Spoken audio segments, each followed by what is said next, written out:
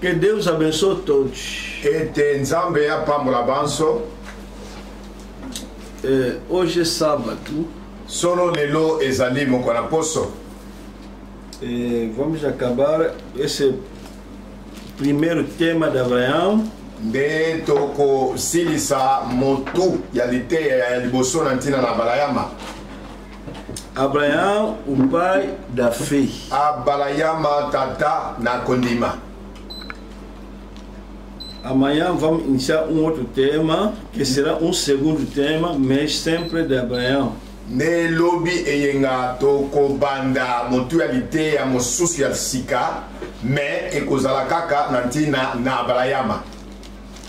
Será já aspecto profético. Wana ekozala na lolenge ya esakweli.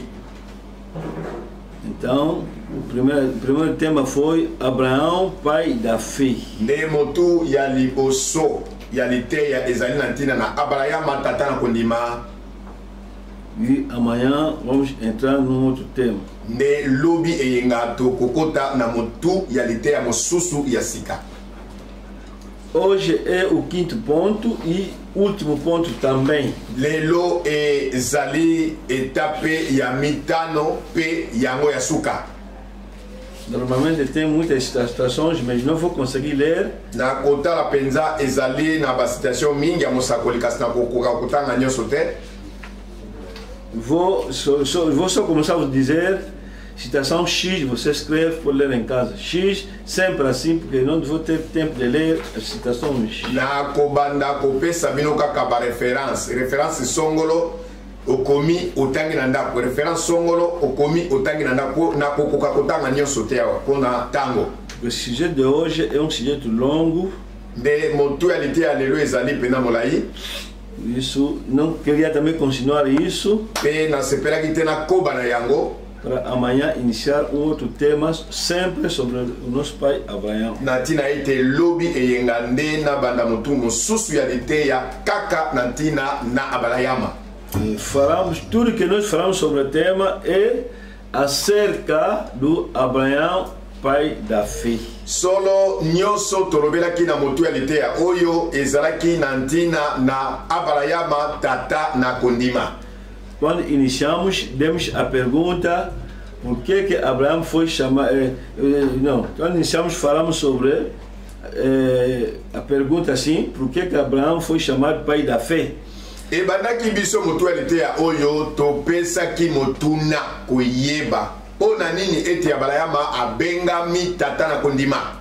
Então, falamos que essa fé que nós temos aqui no mundo foi transmitido por Abraão, que Deus me deu a Abraão, Abraão deu a Isaac, Isaac Jacó, Jacó o filho de Israel, e o evangelho foi espalhado até hoje. Nde kondima oyo biso tozalango lelo ezali kondima oyo eyaki na nzela ya Abrahama tango ya ndimaki nzamba likolo abobaki mpona ye moko te apesaki na mwana ne Isaka, Isaka pe apesaki na Yakobo, Yakobo pe apesaki na bana nzomi na mibale oyo tobengi Israeli. Ti lelo yango nde kondima epanzani na mokili mobimba.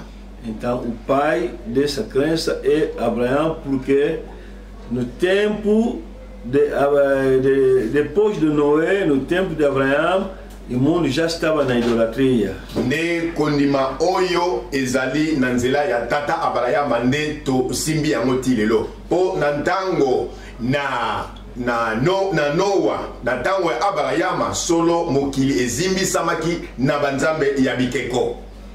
Então, entramos no segundo ponto, foi a fé e as obras de Abraão. Tokotaki na etape ya mibale oyo elobelaki kondima pe misala ya Abrahama. O que Abraão fez de concreto? Nini yango oyo Abrahama asalaki penza?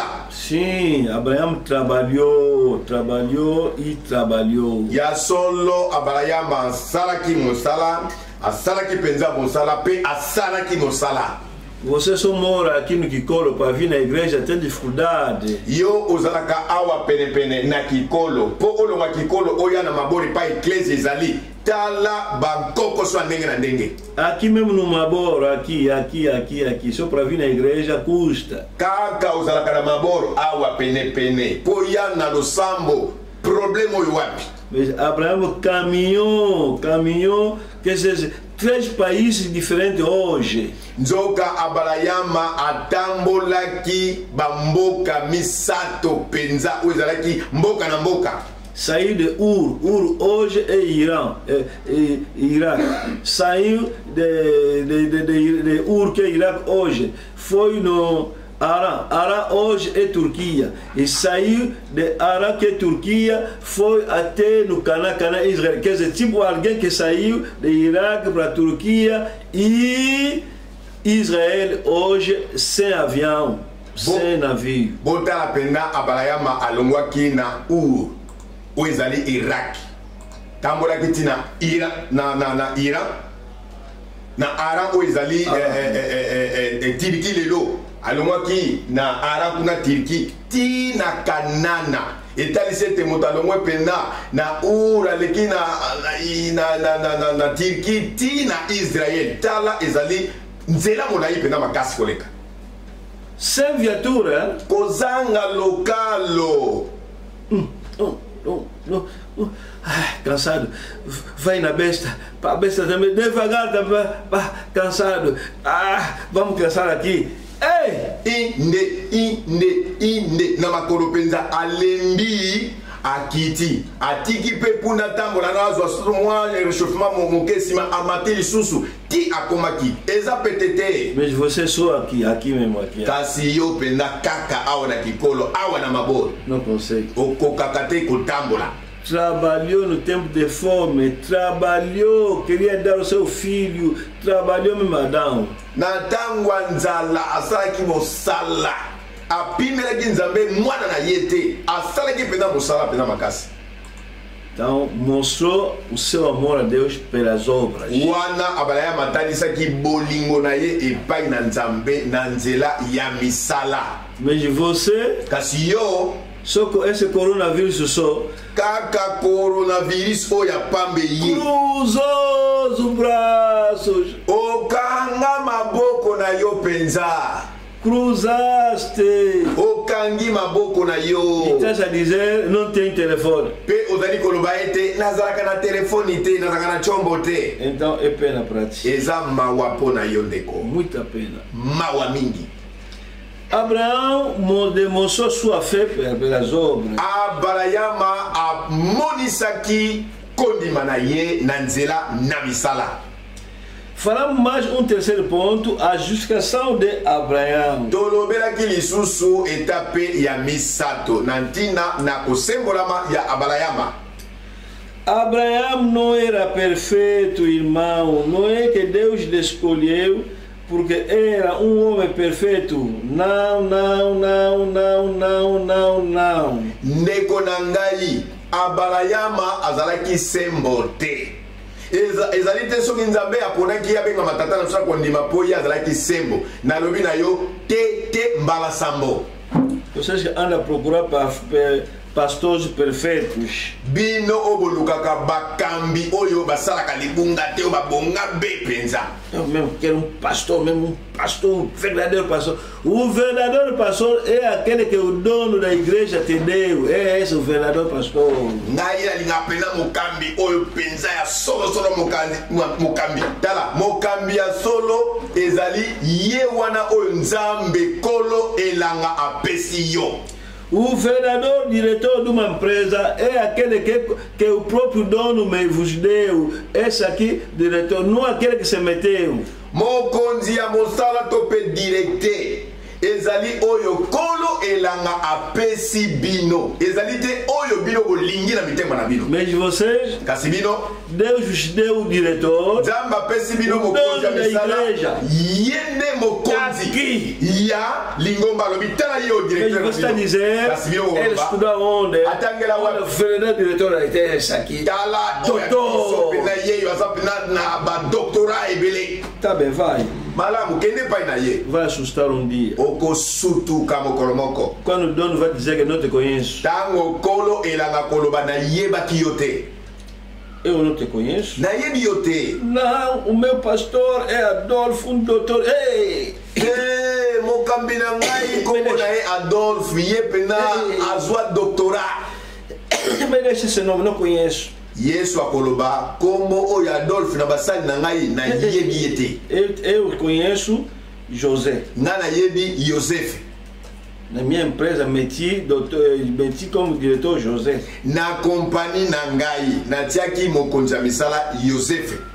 Ah, José estuda onde? É minha empresa. Joseph atangela wapi te ngai nde kolo compagnie natiaki. É minha empresa. Ezali compagnie na ngai. Eu que mando, meti José. Ngai natinda kande natiaki Joseph. Ah, vocês que procuram pastores perfeitos. Bino ba oyo bolukaka bakambi oyo babonga be. Quer mesmo pastor, mesmo pastor. Olingaka pensa mokambi oyo abengita mokambi pensa mokambi. Tem que ser assim. Esengeli mokambi yango oyo ayo azala boye. Abraão não foi perfeito. Abrahama azalaki ya kobonga bete. Mas foi justificado. Kasi nzambe asembolaki ye. É homem como nós. Azalaki moto lokola biso. Deus lhe justificou. Nzambe asembolaki ye. Quando justificou, tango asembolaki ye, e nos deu. Apesi biso ye. Diz que está aqui. Alobi tala ye oyo. O vosso pai da fé. Tata na bino na kondima. Está aqui. Ye oyo. Está aqui. Ye oyo. Toma. Bokamata ye. O vosso pai da fé. Tata na bino na kondima. O vosso pai da fé. Tata na bino na kondima. Está aqui. Ye oyo. O nome dele é Abraão. Como é Abraham? Oh, não, mas ele ouvimos falar que foi no lugar. É minha igreja, não é vossa igreja. Oti nzambe katoyoba kiete ye abotsaki mwana mosa ezali ecclesia na ngai. Eu que mando. Ngai ne natindaka. Não, porque dia foi mentir no Egito. Ei, é minha igreja, eu que mando. Moko apostaki na Egipto. Ezali ecclesia na ngai ne natindaka. Ah não, Moisés uma vez matou alguém. Ei, cala a boca ali. Eu que ele meti ali. Oti Mose mokolomoko abomaki moto na Egipto. Ngai matake wana. Oh não, ele falara de bater uma vez batendo. Ei, cala a boca aí. Eu que meti Moisés. Oti kasinza motina kia beta balamoko na libanga ya beta ki barami ba. Ngai matake Mose. É vossa igreja? Eza eglise na bino? É minha igreja. Eza ecclesia na ngai. Abraão, justificado pela fé, a justificação de Abraão. Abrahama asembolami. Wana ezalaki tata Abrahama. Aleluia. Agora, quando saímos de lá, elongaki kuna, entramos num quarto ponto. tokotaki na etape ya minei. Aí falamos que Abraão foi justificado não é somente pela fé, pelas obras. Kuna nde tolekaki mpona koloba ete Abrahama asembolamaki ezalaki kaka na kondima na ye te kasi na misala na ye mpe lokola. Demonstrou amonisaki que ete ama Deus. alingaka Nzambe. Demonstrou amonisaki pelas práticas. na misala.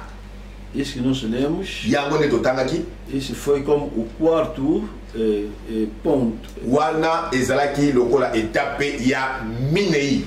Agora hoje, sikoyo mpona lelo quinto ezali etape ya mitano quinto e o último ponto. mpe yango ya suka.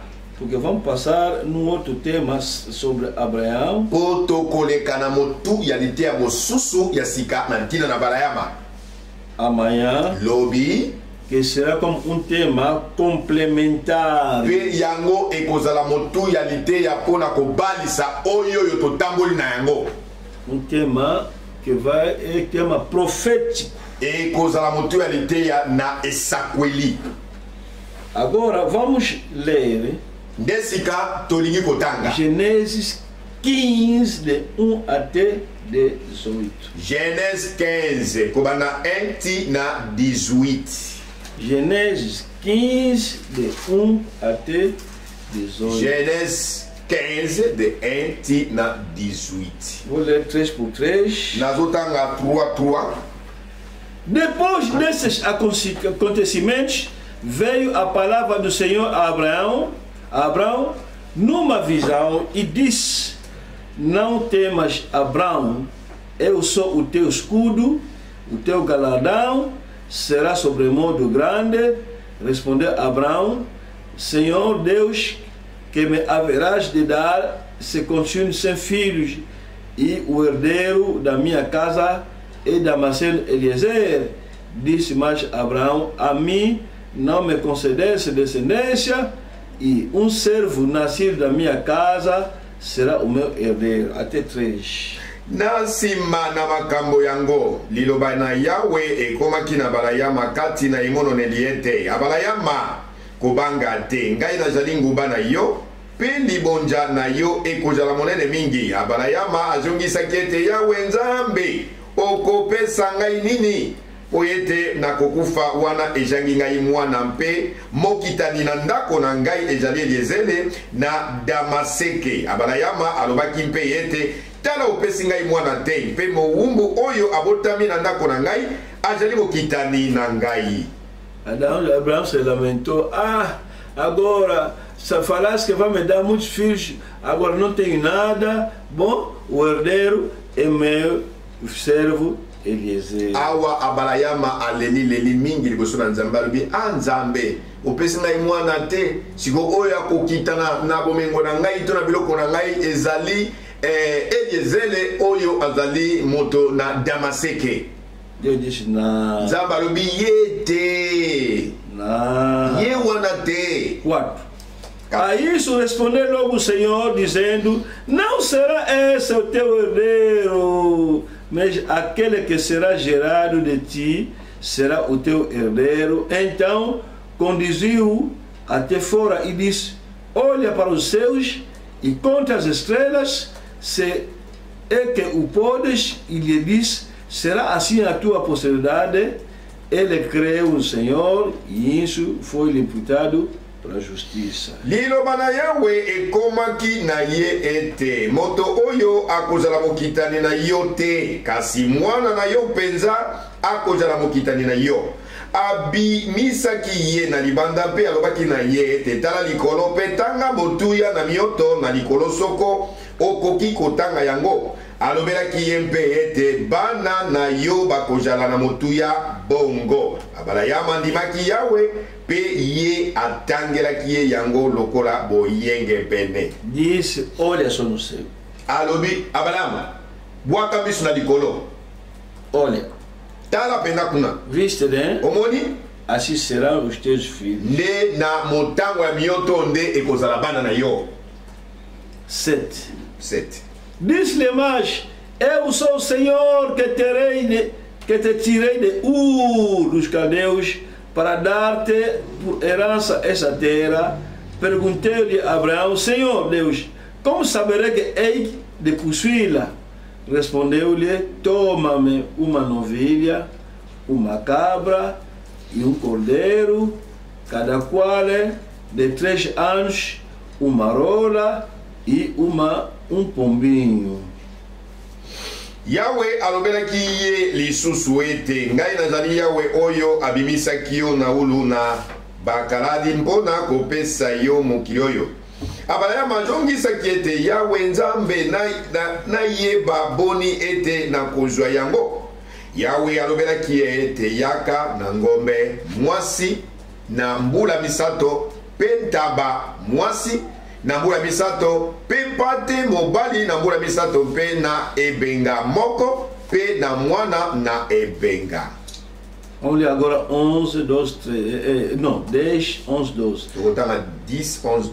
Ele, tomando todos esses animais, partiu-os pelo meio e lhes pôs em ordem as metades, umas defronte das outras, e não partiu as aves. Aves de rapina desciam sobre os cadáveres, porém Abraão as enxotava. Ao pôr do sol caiu profundo sono sobre Abraão e grande pavor e cerradas trevas o acometeram. Abrahama akamataki yango yonso pe akataki nyama yonso na kati mpe atiaki yango yonso sembo ndambo kolana na ndambo kasi akataki ndeke te eyaki ndeke na boyibi ete bayiba mosuni. Abrahama akimisaki yango elimwaki moi pongi na makasi akangaki Abrahama mpe somo na molili monene ekomaki na ye. 13, 14, 15. Então lhe foi dito: sabe com certeza que a tua posteridade será peregrina em terra alheia e será reduzida à escravidão e será afligida por 400 anos, mas também eu julgarei a gente a que tem de sujeitar-se e depois sairão com grandes riquezas e tu irás para os teus pais em paz, serás sepultado em ditosa velhice. Yahweh alobelaki Abrahama ete yeba boye ete mabota na yo bakozala bapaya kati na mokili mojali na bango te, bakozala baumbu kuna mpe bakonyokola mambula nkama minei, kasi nakopesa etumbu na libota yango bango bakosalela pe na nsima bakobima na liboko na motu ya mingi na biloko ya motu ya mingi. Yo okokenda na kimia epai na batata na yo mpe okokundama na nsima na bonunu na bilanga mingi. Quer dizer, vai demorar. Kalisi ete Abrahama kokoma penda nkoko. 16, 17 e 18. 16, 17, 18. Na quarta geração tornarão para aqui, porque não se encheu ainda a medida dia iniquidade dos amorreus, e sucedeu que, posto ao sol, houve densas trevas, e eis um fogareiro fumegante e uma tocha de fogo que passou entre aqueles pedaços, e naquele mesmo dia fez o Senhor aliança com Abraão, dizendo: a tua descendência dei terra desde o rio do Egito até ao grande rio Eufrates. Na libota na minei bakoya awa lisusu jambi lisumu na bamola etondi na inote. Islaki moi kolimwa pe molili makasi ezalaki litumbu libimisaki molinga pe mwinda na bipelelo ilekaki kati na ndambo na nyama. Na bokolo yango Yahweh asalaki kondimana na Abrahama mpe alobaki ete nakopesa mokili oyo na mabota na yo longwa na ebale monene kino ebale na pelata. Vamos orar. Deus poderoso abençoe essa palavra em nome de Cristo. Amém. O nosso sujeito não esquece, estamos a falar sobre a eleição e o pacto para Abraão. De Deus Abraão. Ezali nantina na boponami ya Abrahama. A eleição e a aliança de Deus com Abraão. A boponami ya Abrahama na boyokani ya Nzambe epai na Abrahama. Esse o último sujeito. Yangonde mwana ya suka. É longo sujeito também, mas queria só cortar isso porque estamos a falar só de Abraão. Ezalaki penda ya molai mingi kasi ezali kokoma mokuse pote ezali kolobela na ntina na Abrahama. Porque amanhã vamos conversar sobre Abraão, mas num outro aspecto profético. Olobi tokokoba na motu mosusu ya lite ya sika kasi ekozala na lolenge ya esakweli. Aqui há uma história que está a se passar aqui. awa totangi ezali na lisolo moko ezali kolekawa. Qual história? Lisolo nini? A história que está se passando aqui. Lisolo ezali kolekawa. Abraão disse a Deus: ah, agora eu me prometesse muitos filhos, tantos, uma grande posteridade, mas eu não tenho filho. Abrahama aleli liboso na Nzambe koloba, ah Nzambe yo lakingai bakitani ebele ulakingai bana mingi o bakobotama na mokongo na ngai kasi nazali komona eloko moko te. Bom, tá bem. Malamu. Eu sei que a minha possibilidade será, o meu herdeiro será Eliezer, o mais antigo da casa. Ngai eloko na yebi ngai abalayama mokitani na ngai nde kozala Eliezer oya botami na kati na ndako na ngai yende. É senhor, o que é que vai me dar mesmo? Se concolo. Eu estou indo já, sem filhos. O herdeiro será Eliezer de Damasco, ele que será herdeiro de tudo que eu tenho. Ngai nasili konuna nazali kokende na ngai. Sika oyo mokitani wakotikala na biloko na ngai nyoso mosusu na moni te bobele Eliezer oya Damasco.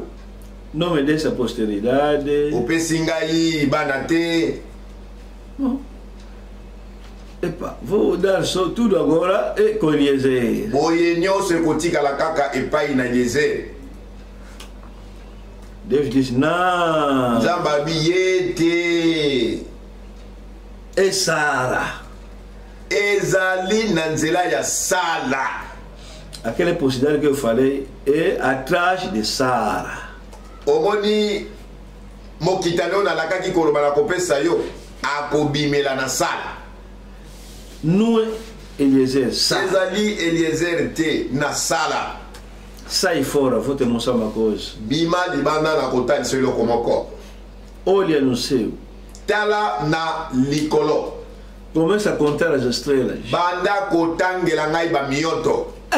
Impossível. Nzambe nakokoka te. Ah bom? Oya solo. É assim que será a tua descendência. Nde boye bakitani na yo bakozala. Assim. Boye. Como estrelas. Lokola mioto. Ah. No versículo 6 está escrito, bom, Abraão teve confiança. Na verset 6 ekomami ete Abrahama alikelaki Nzambe. Tá bem. Malamu. Acreditou. Andimi. Sem ver. Amoni nano bakitani yango te kasa ndimi. Acreditou só. Andimi kaka. Mas praticamente é impossível. Kasi na miso boye amoni eloko te. Ele veio. Ye. A mulher velha. Ye. Agora vai Anuni, ter. Moasi, Anuni. Vai ter muita gente como estrela. É. Abota bana ebele na motango ya mioto. Tá bem. Malamu. Ele Deus falou. Yazali Nzambe alobi. Tinha confiança. Atielaki Nzambe motema. Abraão lhe disse mais. Abraham alobi na lisusu. Não, Deus disse mais a Abraão. Nzambe nde mutalobi lisusu na Abraham.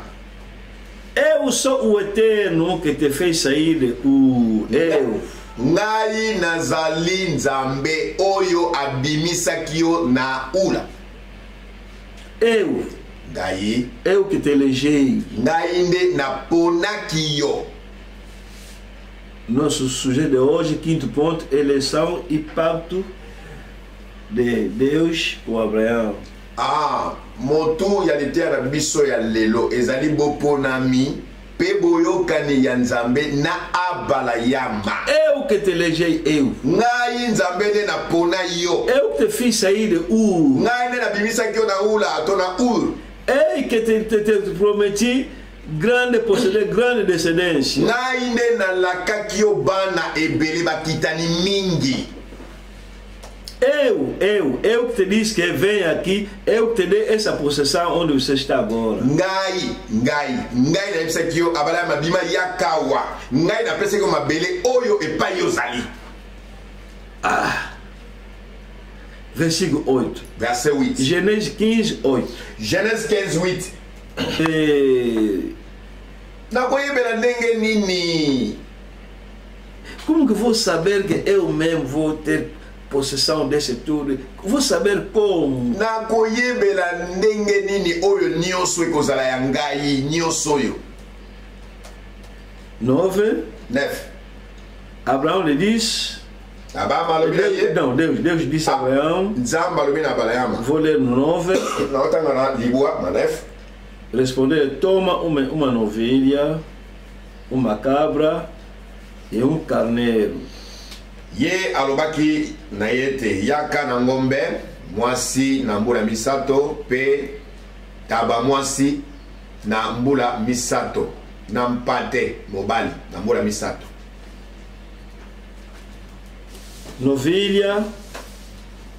Uma novilha, uma cabra e um carneiro. Mwana ngombe, mwana ntaba, pe mwana mpate. De 3 anos cada. Ya mbula misato moko na moko. Vai buscar atrás. Kende kozwa yango yaka nango. Depois vamos trazer mais uma rola. Sima yelanga lisusu ebenga. Rola é uma pomba selvagem. Ebenga oyo ya zamba. E uma pomba, pombinho. Pe ya mwana. Quer dizer, me traz 3 animais e 2 aves. Ita isso na koloba yelanga banyama misato pe bandeke mibale. Quando vai trazer, corta. Corta aqueles 3 animais. Ekomema yango yo salanini kata yango banyamo misato. Corta no meio. Kata yango na katikati. A novilha corta no meio. Mwana ngombe ukati yango na katikati kia. A cabra corta no meio. Kia. Mwana ntaba kata yango na katikati kia. Também o carneiro no meio. Kia. Pe mwana mpate na katikati kia. Vai dar tipo de sacrifício. Okopesa mo lokola nambeka. Bom, mas não corta as 2 aves. Kasi bandeke oyo mibale ko kata bangote. Só corta ali, aqui não. Kata kaka banyama kasi bandeke te. Vamos ler 10. Totanga verset 10. Ele, Abraão, tomando todos esses animais, partiu-os pelo meio, lhes pôs em ordem as metades, umas de frente das outras, e não partiu as aves. Abraão akamataki yango yonso pe akataki nyama yonso na katikati pe atiaki yango yonso sembo ndambo kotalana na ndambo kasi akataki ndeke te. Cortou a novilha no meio, kia! Mwana ngombe akati na katikati kia. Essa parte, meter assim, junto.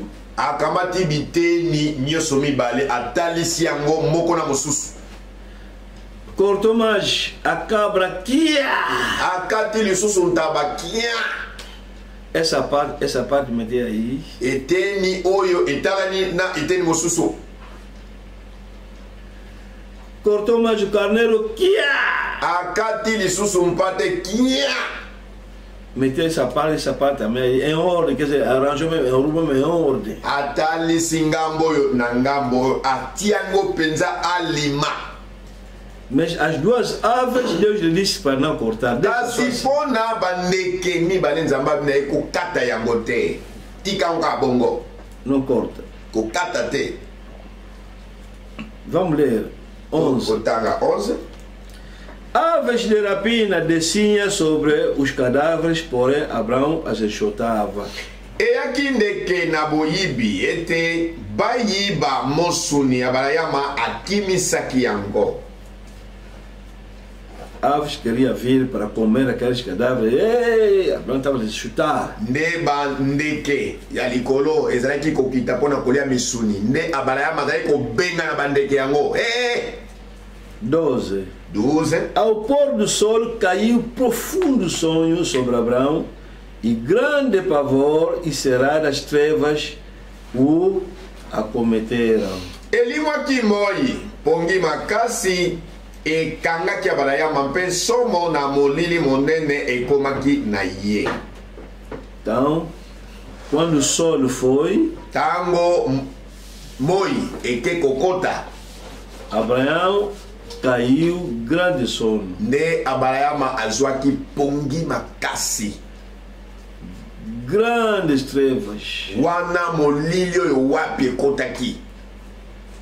Depois Deus começou a falar que é bom, a tua posteridade serão estrangeiros num país estranho, mas vão lhes oprimir. Começou a falar o que vai acontecer. De kuna nzambe azalaki kolaka koyebisa ete omoni mabota na yo bakokende na mboka bapaya kuna bakonyokola bango atangele nyonso oyo esengelaki koya sima. Vou assujetir aquela nação que vai maltratar teus filhos, irão com paz e tu também vai dormir em paz até na tua velhice. Ngai na konyokola mboka wana oyo konyokola bakitani na yo pe bakobima na kimia pe yo pe oko nunati okokufa na kimia. Na quarta geração, na libota minei, eles vão voltar aqui. Bango bakozonga lisusu awa na Canana. 17. E sucedeu que, posto o sol, houve densas trevas, e eis fogareiro fumegante e uma tocha de fogo que passou entre aqueles pedaços. Esilaki moi kolimwa, pe molili makasi ejalaki. Litumbu, libimisaki molinga pe mwinda na bipelelo, ilekaki kati na ndambo na nyama. Fogo, moto, fogo a queimar aquele sacrifício. Moto pendezaliko tumba bambeka nyoso ataki wana. 18. Naquele mesmo dia fez Senhor aliança, pacto com Abraão, dizendo: a tua descendência dei essa terra, desde o rio do Egito até ao grande rio Eufrates. Na mokolo yango Yahweh asalaki kondimana toboyokani na Abrahama pe alobaki ete nakopesa mokili oyo na mabota na yo longwa na ebale monene kino ebale na pelata. E naquele dia Deus fez pacto, uma aliança com Abraão. Nde na mokolo wana Nzambe asalaki boyokani na Abrahama. Pacto. Tokondimana com Abraão. Na Abrahama. Mas o que significa? Siko nini lakisi makambo? Porque Abraão ele deu outra pergunta. Agora ele só vai falar de trazer animais, de trazer aves, de corta essa aqui não corta. Mas o que significa isso? Dala au Abraham apesi Nzambe motuna. Kasi yano ya Nzambe komi yelanga banyama katango biteni mbale oyo kokata te. Mais siko makambo oyo elimboli nini? O que Deus falou a Abraão tinha significado. Oyo Nzambe ayebisaki Abrahama ezalaki na ndimbola moko. Tinha grande significado. Ezalaki na ndimbola moko. Qual o significado que tinha? Siko ndimbola nini makambo ezalaki? Muitas histórias que estão no Antigo Testamento é tipo história, mas tem significado. Ezali na masolo mingi ekutami na boyokani ya kala yango emonana na lokola masolo songolo kasi nzoka moko na moko ezali na ndimbola na yango tipo même ma conversa lokola pena lisolo songolo mais tem significado kasi nzoka moko na moko ezali na ndimbola na yango. Qual é o significado? Siko ndimbola nini?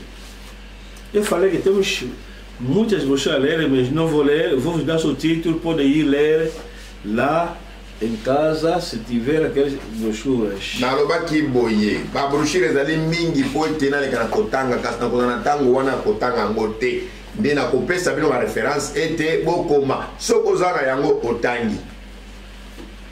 Vai ler, escreve, você anda a escrever. Israël en Égypte. Ndekoyom komaka, combat Israël no Egito. Prêché mercredi le 25 mars 53. Pregado quarta-feira, dia 25 de março de 1953. Israël en Égypte. Israël no Egito. Prêché mercredi le 25 mars 53. Pregada quarta-feira, dia 25 de março de 1953. Parágrafo 82. Parágrafo 82. Ali vai encontrar o profeta Abraão, está a falar sobre essa aliança entre Deus e Abraão. Kuna okomona penda boyokani oyo nzambe asalaki kat na ye na Abrahama. Vou ler. Nazotanga. Maintenant il prit ces animaux. Agora ele tomou consigo esses animais. La génisse. Ali a vitela. La chèvre. A cabra. Le bélier. E o bezerro, aliás, o carneiro. E deux. E duas une tourterelle uma pomba sim. Uma rola e uma pomba. As duas são pombas, mas uma é selvagem e isso que chama rola, em francês tourterelle. Nyonso mibale zakaba ebenga. Kasi oyo wana tobenga ka rola to tourterelle. Wana ezali ya zamba. De pigeon to ebenga yango nde ezalaka domestique. Il partagea les béliers et la génisse ainsi de suite, et les étala par terre. Il posa la tourterelle là sans les couper.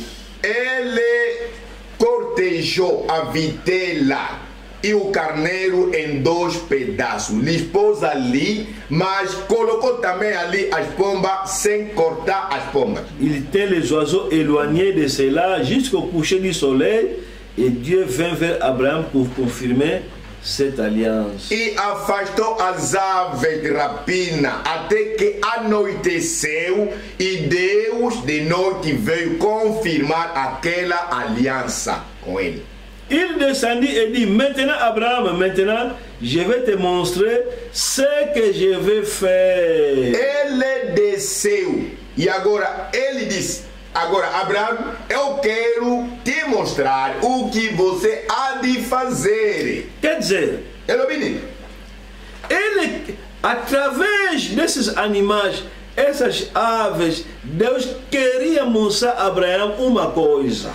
Então, se for na Colobaite, na nzela banyama oyo pe bandeke oyo, Nzambe alingaki ko lakisa Abrahama likambo moko. O que ele vai fazer, o que ele vai fazer. Oyo ye nani Nzambe akosala. Quando chegar em casa, lê também l'alliance inconditionnelle. Ce que komina ndako tanga pe brochure o intitulé l'alliance ou alliance inconditionnelle. Você anda escrever, escreve. Nekobino mokomakabo koma. L'alliance inconditionnelle, samedi le 6 mars 54. Aliança inconditionnelle, pregada sábado, dia 6 de março de 1954. Parágrafo 40. Parágrafo 40. Vai ler também l'alliance inconditionnelle que Dieu a traité avec le peuple. Aliança incondicional que Deus tratou com o povo. Pregada em Los Angeles. Pregada em Los Angeles. Samedi le 8, 54. Sábado, dia 8, 54. Parágrafo 40. Parágrafo 40. Não quero ler tudo, por isso que estou vos dar só para ir ler. Na língua que eu tenho gravado, eu sou te, e eu não penso nunca uma referência, moko na moko tanga. Vou ler aqui no segundo, l'alliance que Dieu a traité avec le peuple, paragraphe 40. Vou ler aqui. Nazotanga awa, brochire oyo, aliança incondicional que Deus tratou com o povo. Parágrafo 40. Abraham a dit. Abraham disse: Seigneur, maintenant, écoutez très attentivement, vous les incrédules. C'est Abraham qui t'a falado. Aqui quem está falando é o Branham. Agora, vós incrédulos, ouçam cuidadosamente ou atenciosamente. Senhor, como les saurais? Esse é Abraão que perguntou ao Senhor. Como les saurais? Senhor, como eu hei de sabê-lo? Je vais revenir à l'alliance maintenant, esse Branham. Eu vou voltar agora nessa aliança. Quem está falando? Como saurais que tu feras será por moi? Esse é Abraão que está perguntando. Como saberei que tu farás isso comigo? Awanani, Abraão Azotuna. Branham explica. Branham Alimbo. Dieu a parlé à Abraão disant. Deus falou a Abraão dizendo: sors d'ici. Saia daqui. Apporte-moi une chèvre. Traga-me uma cabra. Une génisse de 3 ans. Uma vitela de 3 anos. De tourterelle. Bombay. Sors d'ici, je vais te montrer, je te donnerai l'alliance. Saia daqui, eu vou te mostrar porque te darei aliança. Je te montrerai ce que je vais faire pour toi. Mostrarei o que hei de fazer contigo. Alors il a fait sortir Abraão. Então Deus fez sair Abraão. Il a pris les animaux. Tomou o Abraão consigo os animais. Il les a découpés en deux. Lhe cortou-os em 2 partes. Quer dizer, cortou a novilha em 2 partes, meteu ali. Akati mwana ngombe na biteni mibale atie wana. A cabra meteu ali. Daba akati yango biteni mibale atie pe wana. Carneiro meteu ali. Akamati pe mwana mpate akati yango biteni mibale atie wana. Il les a étalés là. Ele lhes estendeu lá. Cuidado. Keba. Não cortejou não. Akata yango biteni em 2 partes só kaka biteni mibale chaque nyama Vice, né? Omoni. Quer dizer, não é de cortejar aqui braço aí. Não! Exata kata yango lokola bakabriti. Não vai perder o sentido. Wana ekobebisa lolenge ndenge nzambe alingilaki. Trata-se numa aliança aqui. Ezali kolobela na ntina na boyokani awa. Vice, né? Omoni. Antigo Testamento. Boyokani akala. E Novo Testamento. Pe boyokani asika. Aliança. Yango nde boyokani. Aliança. Boyokani. Do Antigo Testamento. Ya boyokani akala. Novo Testamento. Na oyo ya boyokani asika. 2 partes. Eza biteni mibale. Se Abraão começasse a cortejar, pam, braço ali, cabeça ali. Só que kaka Abarayama amekaka kokata banyama ngo lokola biteni ya kabri. Na miso nzambe Abraão nga bebisa nyonso. Abraão, o que ele estava fazendo? Eu não tenho muitas alianças, só tenho Antigo Testamento e Novo acabou. Wana nzambe alingaki koyebisa bana menino zokatela nga banyama biteni ebele nazaka na baboyokani mibale ya kala na osika. Il les a découpés en 2. O Abraão os cortejou em 2 partes de cada. Il les a étalés là. Il les estendeu lá. Deixou ainda as aves. Atika kinano bibenga wale zala mobimba. Não vai cortejar. Akokata yango te. Et il a pris les tourterelles, les a associés tout entiers. E tomou consigo as pomba ou a irola, lhes associou inteiramente. Vai ler também em casa Tanga pessoa a brochura Abraão. Brochura intitulée Abraão. Esse é o nome. Ou exaka combo. Abraão. Abraão. Pregou isso na cidade de Macon. Até aqui na vila de Macon. É o nome da cidade. Exaka combo ya Ingumba. Mercredi le 8 6 mois 55. Quarta-feira, dia 8 de junho 1955. Quer dizer, onde aquele char vai falar sobre Gênesis 15. E pai wapi neko brana mazor lantina na Gênesis 15. Estou vos dar algumas brochuras nazo pesa bino ba référence songolo ya ba mikaba songolo sobre Genèse 15. na Genèse 15. Parágrafo 36. Parágrafo 36. Quer dizer, aqueles animais tinham um significado. Banyama wana moko na moko ezalaki na ndimbola na yango. Cortejar esses animais em duas partes havia um significado. Kokata banyamango moko na biteni mibale ezalaki na ndimbola. Não cortar também as aves também tinha significado. Kokata pe ba ebengate ezalaki pe na ndimbola. Qual é o significado? Siko ndimbola nini? O significado é que ndimbola ezalaki ete Deus disse a Abraão que vou te mostrar o que vou fazer. Nzamba ebisi abalayama nakolakisa yo nini oyo nga nakosala. Vai fazer aqui. Akosala nini? Vai fazer aqui. Nzamba akosala nini? O que ele vai fazer? Oyo ya kosala. O que ele vai fazer? Oyo iye akosala. Vamos ler ainda no Genèse 15. To kotanga nano na Genèse 15. Quando acabou de cortejar. Tango abayama silisi kokata. Vamos ler no Genèse 15. Tozotanga Genèse 15. Versículo 12. Verset 12. Ao pôr do sol caiu profundo sono sobre Abraão. E grande pavor será das trevas acometeram.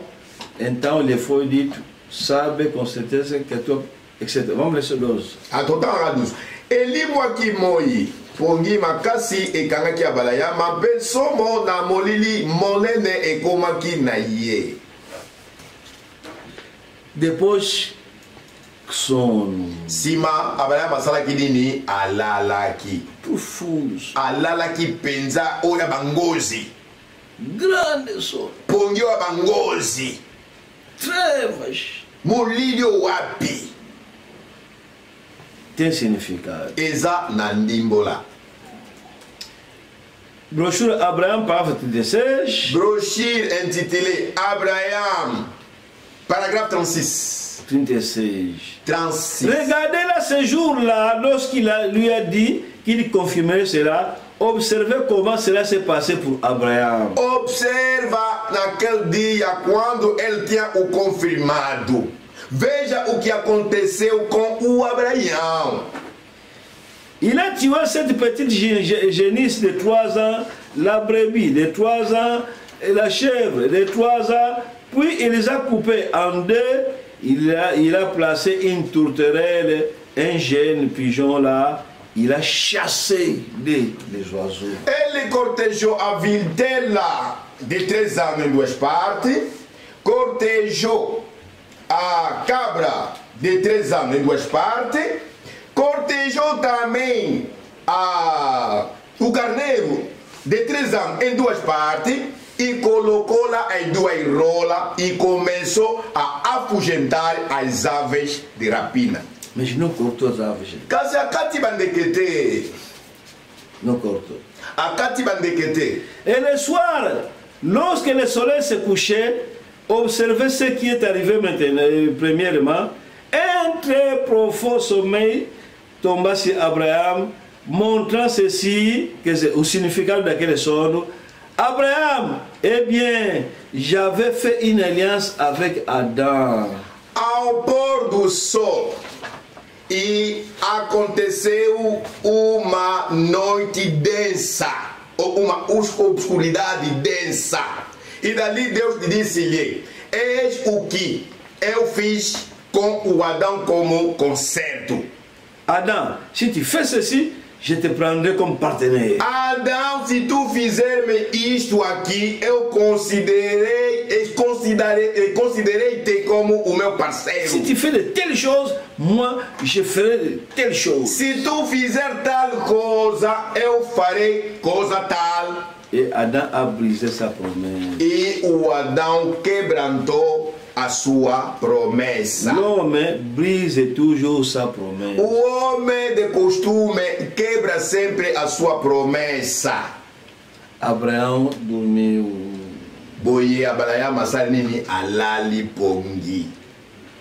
Significa que Ela disse nini?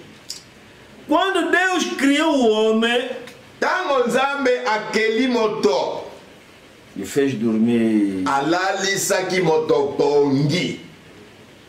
Depois lhe deu uma lei. Si mapesi moto mobeko moko. Se fizer isso, eu também vou te fazer isso. Se fizer isso, vou te fazer lei. Soki osali boye ngape na kosala lo boye. Soki osali boye ngape na kosala lo boye. O soki osali ngape na kosala lo boye. Tanga. L'homme brise toujours sa promesse. Mas o homem quebra sempre a sua promessa. Mais Abraham, Kasi Abraham, cette fois-ci, desta vez, ce n'est pas si tu fais, si toi tu fais, não. voici ce que moi je vais faire. Non, non, non, non, non. Agora, desta vez com Não, Abraham, não, não. não é se tu fizeres isso, eu hei de te fazer aquilo. Não, não. Ceci, c'est mon alliance avec toi. E isto aqui é o meu concerto contigo, Abraão. Amen. Amém. Inconditionnellement. Incondicionalmente. Quer dizer, Elo bini, quando ele fez dormir assim, tango Nzambe atindele pongiona na molima kasi, significa que e limboli ete o primeiro homem dormiu. moto ya liboso alali. Lhe deram uma lei. Bapesi moto mobeko moko. Olha, eu vou te dar vida eterna, né? Tá lá. Mas tem que fazer primeiro isso. Ngai na kopesa bomo ya seko kasi sengeli nano osala oyo. Ele não quebrou isso. Moto abuka nisi elaka yango. Agora, qual é o pacto que Deus está fazendo com Abraão agora? Sikoyo boyoka nini oyo Nzambe azosala na Abraham. Desta vez, não Yambalo vou te impor nada. na kosenga yo eloko te. Não vou dizer que se fazer isso, eu vou te fazer isso. Não. Na koloba epai na yo te soko salinga boya Abraham ngape na osala boyo te. Não. Te. Quando eu vou te dar aquele lei, você não vai aguentar nada. Ota ngai Nzambe na kopesa mobeko yo Abraham oko kanote. Vai só quebrar. Oko buka disango kaka. Agora, se a vida eterna vai depender de uma certa lei, quem que irá? Sikoyo soki bomo ya seko etalelaka mobeko songolo nani yango akobika. Escuta o conselho de Branham, Yo katoli ya Abraham sempre no Abraão, kaka na brochure intitulée Abraham, parágrafo 36. paragraphe 36. Oh frère, Oh irmão, si jamais vous voyez cela, se nunca vocês virem isso aí, vos yeux s'ouvriront directement. vossos olhos abrir-se-á diretamente. C'est É vrai. certo. Ce n'est pas ce que vous avez fait qui compte. Não é o que vocês fizestes e que vale. C'est ce que Dieu a fait pour vous en Amém. Christ. É o que Deus fez para vocês em Cristo. Branham dit, c'est vrai. Branham Malobi, é certo, é Il ne verdade. s'agit pas de ce que vous faites, Non, de ce ça- que vous faites. Não se trata daquilo que vós fizestes, C'est ce que lui a fait. é aquilo que ele fez. Uma declaração forte, hein? Exatamente, Maloba Moa Macassi, é? Declaração forte. Essa declaração Macassi. Em casa vai ler mais outra brochura, L'appel d'Abraham. Nandako, tanga lisusu brochure oyo eza intitulé O Chamamento do Abraão. Pregado em São Fernando, Pregada em São Fernando, mercredi le 16, 11 mois 55. quarta-feira, dia 16 de novembro de 1955. Parágrafo 38. Parágrafo 38, parágrafo 38. il a amené Abraham dehors. Ele trouxe Abraão fora. Et Abraham a offert un sacrifice à l'Éternel. E o Abraão fez sacrifício ao Senhor. Il a tué une petite génisse. Ele matou uma vitela, uma pequena vitela. Que c'est petit, que c'est filho de uma vaca. A moana ya ng'ombe. Vaca pequena. O ya muke. Et une chèvre. E uma cabra. Tous de 3 ans. Sempre cada de 3 anos. Et un bélier. E carneiro. Il a pris un pigeon et une tourterelle. Ele tomou consigo uma pomba e uma rola. Il a divisé en coisas nas quais vocês próprios as vejam. Quer dizer, Elobini. As duas aves não podiam ser cortadas porque estavam a representar a graça que está vindo. Bandeko nyonso mibale ekatamaki te po yango ezalaki elilingi yangolu oyo ezalaki koya. Mas cortejou os animais que acabou a lei, agora a graça está vindo. Kasi akatanisaki banyama mibale balitalisi mpona kolakisa ete mobeko esili nde sika ngolu ezali koya. Isso significa as aves. Wana nde ndimbola ya bandeke. Era sacrifício no momento da cura. A cura sempre mantém-se até hoje. Ezalaki mbeka na ntango na bokolingolo banzoto. Nzoka bokolingolo banzoto ezali kilelo. Então Abraão havia 2 grupos, grupo de animais e grupo de aves que representam a cura. Então aqui ele matou quer dizer, a lei acabou. Ezalaki ba groupe mibale ya banyama pe ya bandeke. Nde kuna banyama ezalaki nini mobeko ezali nini esili. Kasi awa na banyama nde mobeko esili. Kasi na bandeke ezalaki likambo ya lobiko. Porque quando dera uma lei no Adão, não conseguiu. Otango mobeko songore pesa maki pai na Adamo. Adamo asalaki nini? Akokaki yango te. Disse não. Albaki te. Vou tratar uma aliança contigo, Abraão. Nde kuna nzamba albaki na kosala boyoka ni yo balayama. Vou abolir a lei. Na boyoka ni o na kosala nini? Nazali kolongola mobeko. O homem, ele vive só da graça. Po moto abika kase bobele na se yangolu. Quand on fait en casa, l'alliance de Dieu avec Abraham et sa postérité. Soto comme nanda kotanga le susu aliança de Deus com Abraão e a sua posteridade. L'alliance de Dieu avec Abraham et sa postérité. Aliança de Deus com Abraão e a sua posteridade. Aquele pacto assinado com ele, aquela aliança nos concerne. Regardez no cidade de Sioux Falls. Jeudi le 23 février 56. Quinta-feira 23 de fevereiro de 1956. Parágrafo 63. Parágrafo 63, pardon. Quer dizer, aí também vai ver essa coisa sobre o pacto entre Deus e Abraão. Akuna nde okomona pe boyokani oyo esalamaki kati na Nzambe na Abrahama. Vou ler parágrafo 63, 64, 65 até 76, até 70. Ezali parágrafo 63, 64, 65, 66 tina 70. Mas não vou ler tudo. Vou apontar de 63 até 70. Yo komaka kuna 63 ti na 70. Eu aqui estou a escolher. Ngai awa na kobana kopumboe.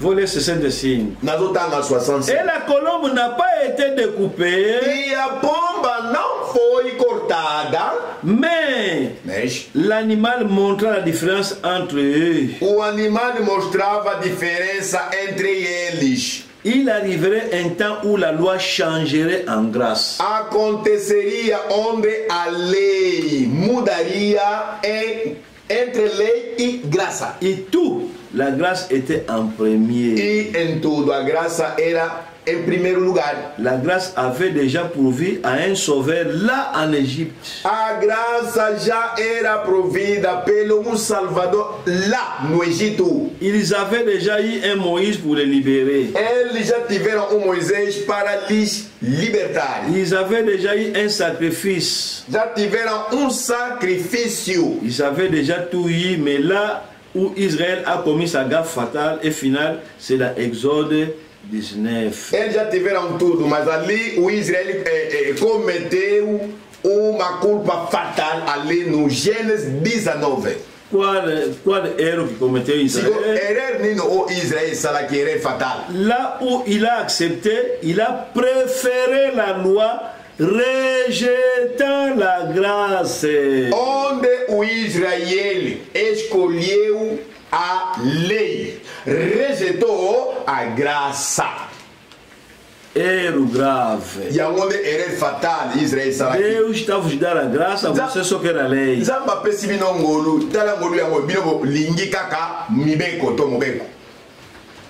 Então, eles preferiram a lei. La grâce tient toujours bon. A graça sempre está de pé. Non pas ce que vous faites, c'est ce que vous croyez. Não é o que você faz, é o que você crê. Ce ne sont pas les œuvres de père qu'un homme ne s'enorgueillisse. Não são as obras de modo que homem possa se ensoberbecer. C'est par la grâce que vous êtes sauvés au moyen de la foi. É pela graça que você é salvo por intermédio da fé. Quer dizer, você coloca a sua fé e mostra aquela fé pelas obras, mas não bate o peito.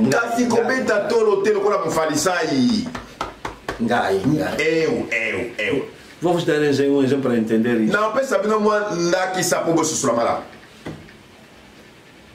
Se nós perguntarmos na igreja quem que já matou uma pessoa, talvez não haverá uma pessoa que vai aparecer. Só que tu pensa na lingomba. Nani osi aboma mutu na bandiete église nyoso za silence mutombola musaka usate. No mundo não, mas na mensagem, desde que nós estamos na mensagem, quem que já matou alguém ou com faca ou com arma, acho que não haverá ninguém. Na kokilite na sango. Só que motune tunami. Nani osi aboma mutu na nzela mbelito na mandoki tope na marto eloko na kanisia moto wala chamsa pa usate. É difícil, né? E ça passe, hein? Quem que já matou? Nani osi aboma na mensagem. Na sango. No mundo não. Na mukilite. Ndego yamba sango. É difícil. Na moni ça passe. Quem que já matou alguém no feitiço? Nani si aboma mutu na nzela bakisi. É difícil, né? E ça passe, hein? Quem que aqui mesmo na mensagem está cometendo sempre adultério. Acho que não haverá. Nani yango kat na biso na sango o mikolo nyonso ekobo na kanisa ça passe, hein? Acho que haverá pouca gente. Na kanisa batomo ke bakondima. Talvez toda a igreja, talvez só 5, hein? Mamosusu na motango oyo ya lingomba ekomona ka batu mitano. Sabe por quê? Oibi pona nini? Porque Deus anulou a lei. Pona nini? Poite nzambe akamata mobeko alongola yango. Olha, tala, se voltar a lei, hein? Soki nzamba meki kozongisa mobeko. Olha, os assassinos são muitos. Tala, babomi, baza ndenge na ndenge. Os assassinos? Babomi, basase? Muito. Baza ebele. Vamos ler só Mateus 5. Totanga Mateus 5. Vai ver que afinal você anda a matar mesmo de verdade. Nem para o mora para compreender nzoka yo bomba kana yo tembete. Não anda a saber que o mie bakate nzoko bomba ko assassin. Mas se nós perguntamos já matasse, não, eu. Caso tu ni se o bomba itinga yo etititi. Eu vou matar ele. Nada bomba ngai pena e coragem o eu tá. O que você está falando você? Os outros nini? Vamos ler ainda, voltamos mesmo na lei, hein? Deus quer nos falar que você, antes de ir no arrebatamento, olha, Vamos ler. Nzambe alinga loba na siko soki olingi onetolama tala mibeko yango tozotanga. Matthieu 5. Matthieu 5, 21. Ouvis que vos foi dito nos antigos, não matarás. Quem matar estará sujeito a julgamento. Bosili koyoka lokola bato na kala balobaki ete boma moto te pe ete ye oyo akoboma moto akojala na likambo epai na esambiselo. Eu quem é? Jesus. Eu vos digo que todo aquele se irar contra seu irmão está sujeito a julgamento. Quem proferir um insulto no seu irmão estará sujeito a julgamento a tribunal. Quem lhe chamará tolo que se ofendeu estará sujeito a inferno de fogo. Ngai na Yesu. Ngai ne nakoloba na bino ete ye oyo akosilika na ndeko na ye akojala na likambo na esambiselo. Ye oyo akoloba na ndeko na ye ete yo Joba akojala na likambo na koyangana na mikolo.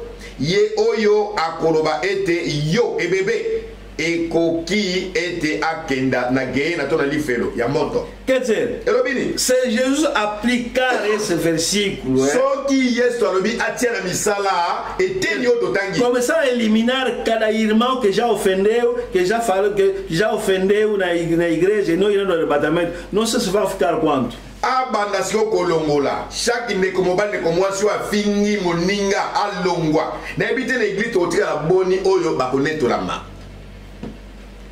Quem proferir um insulto a seu irmão estará sujeito a julgamento tribunal. Quem lhe chamar todos estará sujeito ao inferno de fogo.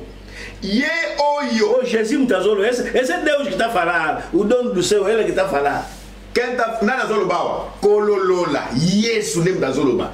Oyo kaka akofinga ndeko na ye tope alobi Joba akobwakisa mawapi nalifelo moto. Só nas casas, muitas irmãs já serão eliminadas. Kana bandako, ebele bandeko basio balela kofinga ndesi balongwa longwa.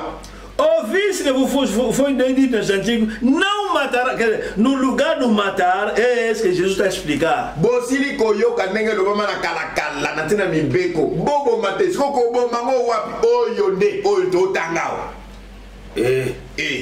Não sei, né? Se quando aí habite, o servo de Deus nunca se ofenderam, não sei. Essa passagem na Zambia pregate na habite sur na finga na terra, na habite. 27. Ouvis que foi dito não adulterarás. Boyoki ete balobaki boye sala ikobote. Eu quem é Deus? Nai nani Nzambe. Eu porém vos digo, qualquer que olhar uma mulher com intenção impura no coração já adulterou com ela. Ngai Nzambe nazali koloba na bino ete ye nani akotala mwasi na mposa mabe na ye asili kosala na ye ekobo na motema na ye. Já Asaliango. Eu não sei se tem um irmão que nunca viu uma mulher e cobiçou, mas não é mulher dele, mas viu, não sei se existe uma pessoa assim, não sei. Ngai na yebite na kat na bisoba na Nzambe. Sobe za ndeko moko ya mobali. Oyo nano atala mwasi ya batute na sa motema mwasi mafuta eso za ngai na yebite. Não sei. Na yebite. Talvez os servos, né? Bom, vamos os pregatere bastante na Nzambe. Os pastores, né? Nunca mesmo. Bakambi, o nano batala basite na kanti na makanti mabe na kata mtema. No coração, não é que ele vai falar. Exatamente, quando vamos polele boy, é moço uma futa ti. Na ninguém, oh, moço. Dentro do coração. Oh, mulher, oh, te quero, tem na cata motema. Essa questão da moça não é bem. Jesus disse que adulteraste. Yes, alô bien. O salie como? Então, quantas irmãs andam a adulterar? Sigo, bane komi bali boni o basalaka e como? Quer dizer, na lei, a lei tá lá, na mobeko. Se aplicar isso aqui. Só que Nzambe tiamo na misala liboso na biso. Epa, não sei. Na yebite. Arrebatamento vai ser quanto só não sei. Neto la ma combien de personnes ba neto la ma? Não sei, né? Na yebite. E por isso ele fez um pacto com Abraão. Disse: Abraão, eu vou fazer um pacto contigo, mas esse pacto não vou te obrigar que antes de te salvar você faz isso. Ah, vocês não vão aguentar. Yangonde Nzambe asalaki boyokani na Abrahama. Na boyokani oyo asalaki na Abrahama alobaki na Abrahama te soko sali boy ngana kosala boy te ayebaki mobe na Abrahama soki bapesi mobeko nanu asala akoka na ye te. 66. Brochure à l'alliance de Dieu avec Abraham et sa postérité. Estamos a continuer à lire 66. Toujours continuer à la brochure Oyo, l'alliance entre Dieu avec Abraham et sa postérité. Et remarquez, puis quand il a donné cette promesse, Abraham maintenant, j'aimerais que vous remarquiez. E observe, quando Deus fez essa aliança com Abraão, gostaria que vocês notem bem. Dieu avait dit à Abraham de faire ceci et il a disposé chaque morceau et puis il a veillé sur cela, protégeant cela contre les oiseaux jusqu'au coucher du soleil. Deus fez ou recomendou a Abraão que fizesse isto e ele colocou cada animal conforme era cortejada ao outro e colocou ali as duas aves, velando sobre estes pedaços de carne para que não fosse comido pelas aves de rapina até ao anoitecer. Maintenant, écoutez attentivement pendant que nous apprêtons à terminer. Il a veillé sur cela jusqu'au coucher du soleil. Et quand on tendait vers le coucher du soleil, um profund sommeil tomba sur Abraão. E agora observai muito bem isto. Quando o Abraão colocou isto, conforme era recomendado, e que velou sobre isto até ao anoitecer, então lhe surgiu um grande sono. Que qu'est-ce? E o que é isso? Dieu dit: Deus disse: maintenant Abraham, mon fils, je vais te montrer que ça ne sera pas quelque chose que tu auras à faire. Agora, meu filho Abraão, eu vou te mostrar agora. Não será alguma coisa que você terá de fazer. Não sei se existe irmão que pode dizer que eu já fiz esforço de nunca cobiçar até que Jesus vai vir e já venci. Na ibite so na kati na biso ezana un frère sincère. O agora ba ete nga depuis na yamba message na lula mwasi te na samotema na te kilo Yesu akoya na ko lula mwasi te. Eu nunca vou cobiçar mulher nenhuma. Não sei, hein? Na ibite 1 Coríntios 13 está dizendo: o amor não suspeita o mal, não suspeita. 1 Coríntios 13. O amor não suspeita o mal. 1 Coríntios 13. Ah, 1 Coríntios 13. Ele biboye. Bolingo ya solo e kanisaka mabete. E agora para ir no céu tem que ter amor. Sikoyo, po oke na lola, ele vai ser nizana bolingo. Mas agora aqui está dizendo: o amor não suspeita o mal. Sikoyo, abalo bien, l'amour parfait ne soupçonne pas le mal. Bom, não sei se existe irmão que pode dizer que eu nunca suspeitei ninguém. Se on a évité un frère sincère na kati ko maite ngai nada suspeitar muito te. Dinheiro perdeu. Mbongo ebungi. Você mesmo limpo não está suspeitando. Eu pena frère message lá sincère, o canise ele muito mabete na mutu.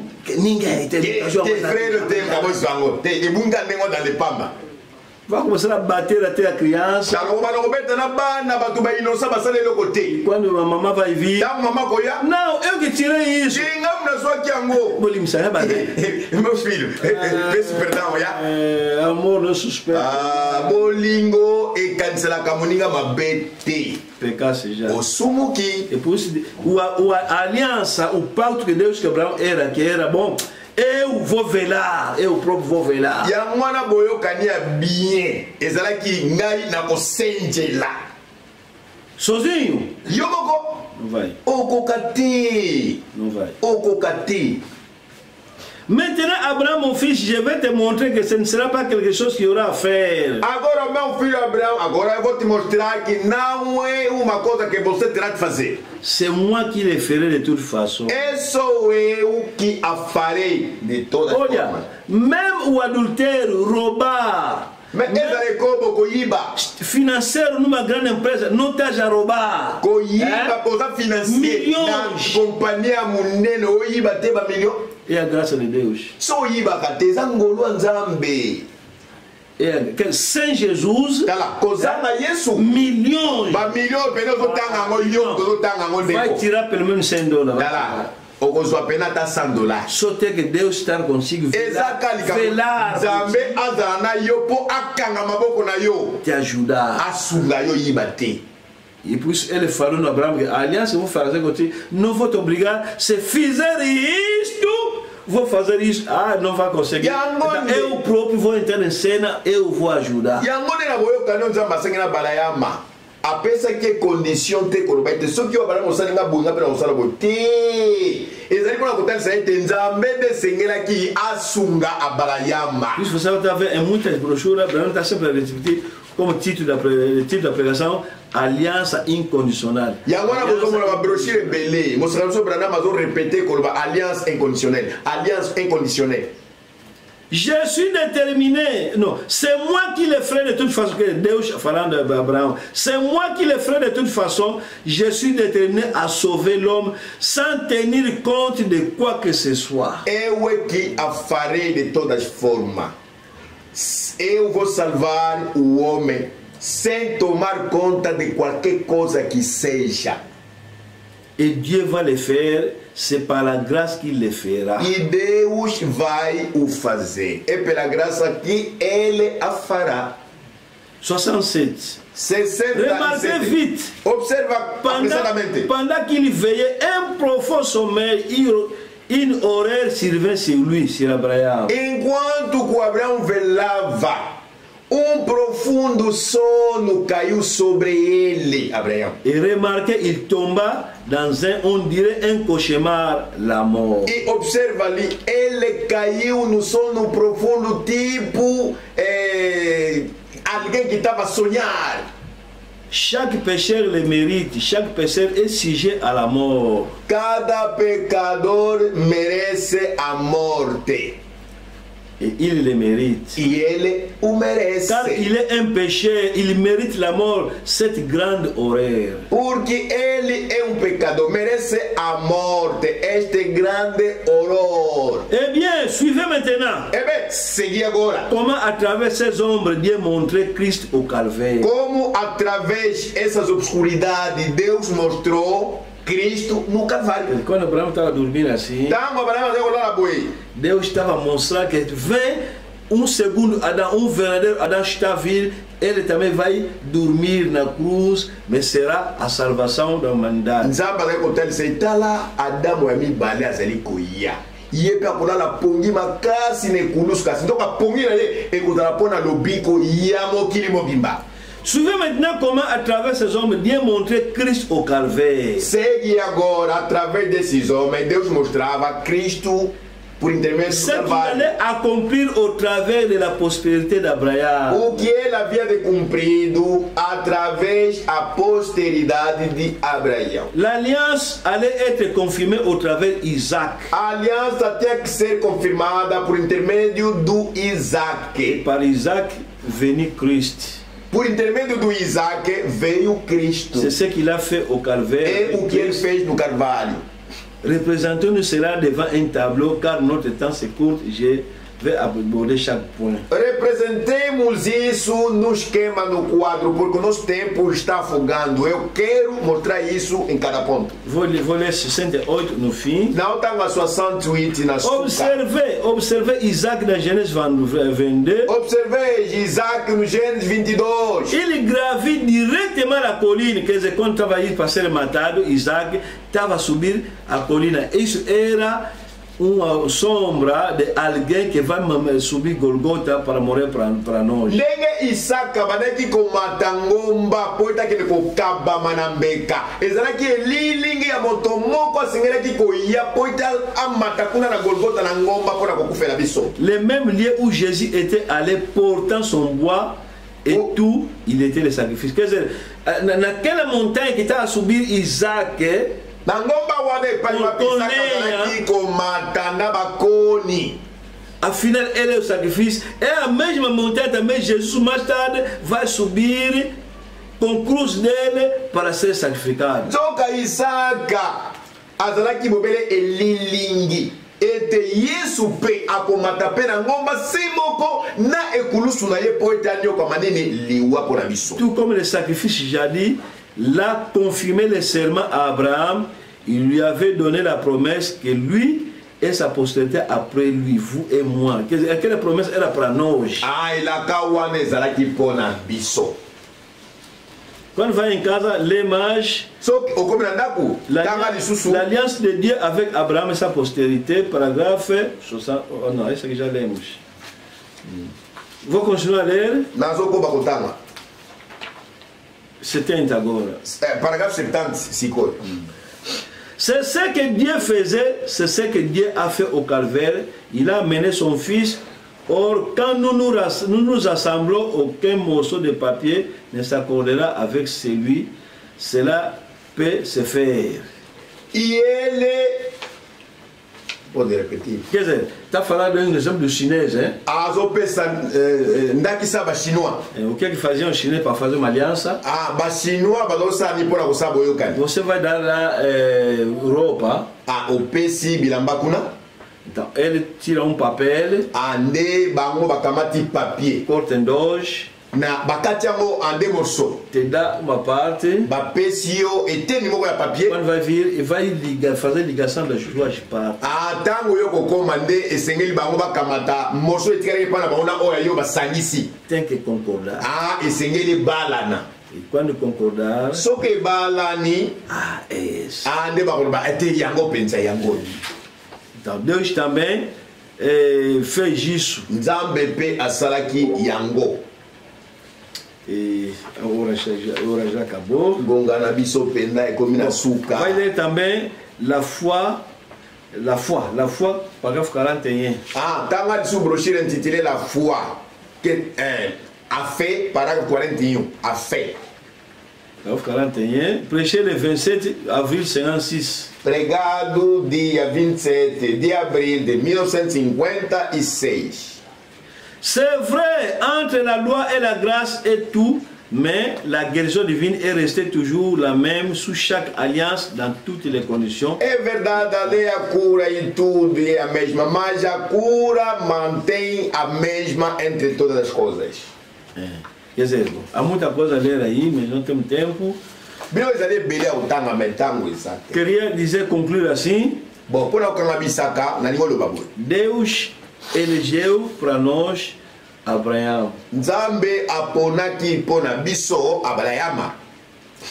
Na primeira vez quando nos deu o pai, o nosso pai que nos gerou, Abraão. Mbala liboso tango nzambe a pesa ki biso tata na biso Adamu a boti biso na mokili. Le dit assim. Não come esse fruto, se comer acabou a vida eterna. Omoni nzete, omoni mbuma nzete a katikati na come kakolia mote so meki kakolia mo pona yo bomo eseko exaçute. Então Adão não conseguiu isso. Ele é muito forte para ti porque o homem está sujeito a tentações, não conseguiu. Ande Adamu akokaki te kokanga motema pona nini? Moto penza azali moto oyo azakatango leso liboso ya masengeni ande salaki ete Adamu asa nini akweyaki. Quando veio a tentação, tango masengeni yaki caiu de akweyaki e perdemos a vida eterna. Pe kuna ilomona Adamu tobumisaki bomo ya seko. Então, se Deus nos der mais uma outra lei, se conseguir nzambe apesi biso mobe como antes de ter a vida eterna tem que fazer isso, então vamos cair mais. Koloba ete yambo yo ozwa bomo ya seko esengeli osala boy wana etalisi ete tokokwea lisusu. Se quiser ir no céu, não olha mais uma mulher. Soki olingi okende likolo kotala lisusu mwasi te pe olula ye biso nyonso tokufi. Se quiser ir no céu, nunca mais fala mal de uma pessoa, nunca ofende, matasse. Ninguém. Soko olingi okende na lola kotika lako boma lisusu moto moko te siko tango yo fingo lobele mabosa bobobi moto akenda zate o que Abraão fez Deus fez nini nzamba salaki tratou uma aliança, mas essa aliança é da graça. Abongisaki boyokani nzoka boyokani yango ya mbalo ezali ngolu. Então você recebe só Jesus. Siko yo yamba kaka Yesu. Teu coração disposto a fazer o que Jesus quer. Motema na yo ezala kobonga mabe na ntina na kokokisa kotina misala o Yesu alingi. Mais ele é pobre dele, Jesus sabe que você não vai conseguir tudo. Kasi ye moko nzambe Yesu Kristo ebi ete yo okokokate kotosa nyonso. Mas tem que demonstrar isso pelas obras. Quer dizer, tenta fazer alguma coisa, eu vou te ajudar. Cafetali siete mekana no yo moko na nzoto. Komoni sa misala kondima na yo. Ndekuna nzambe akosala ba mwana ngazo mekame akokate. Akopeso loboko pe okokoka. Na primeira vez Deus não ajudou. Na mobe kwa liboso nzamba sunga kite. Adão. Você pega o fruto. Soko liembu ya sekela ndebo mwaseko elongwe. Quando pegou, sem ajuda, perdeu mesmo. Kozanga lisungia nzambe nine salamaki akwei mbalamo. Perdemos nós todos. Biso nyoto elongwe na Adamo tokweki. Mas dessa vez diz não. Kasi ambalo Yesu alobi te. Faz ainda. Kala sala ngam. Luta ainda. Luta sozinho ainda. Quando vai lutar. Ele sabe que vai conseguir mesmo a não meter faca, vai conseguir mesmo cobiçar. Vai ter problemas. Nantina na kochuba mutumbeli bobo mae okosala mote kokokate kasi miso mibalele mbakate tonda kate komona basi okokokate. Haverá sempre um tempo vai esquecer. E kozakala mwantango moko komona omibosani vai ajudar. Nzamba koya kosunga yo. Arrepende-te. Tubela ka masumu. Arrependeste?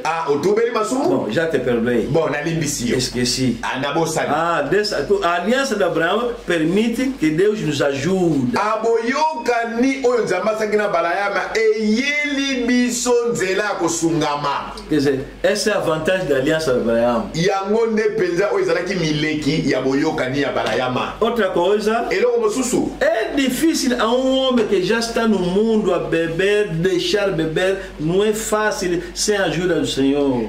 Ezalaka pasi na motoyo kuna na mokili mosala ne komela makaya pe masanga poatika ngo akokokate ye moko soki nzamba sungiete. Mas aliança Abraão, kasi nzoka boyoka ni Abraama aquele que vai vir a mim eu vou lhe ajudar. Oyo nyosa koye pai na ngai Yesu na kosunga ye. Razão pourquoi você irmão anda a dizer yango wana ntina yo ndeko lobaka boye.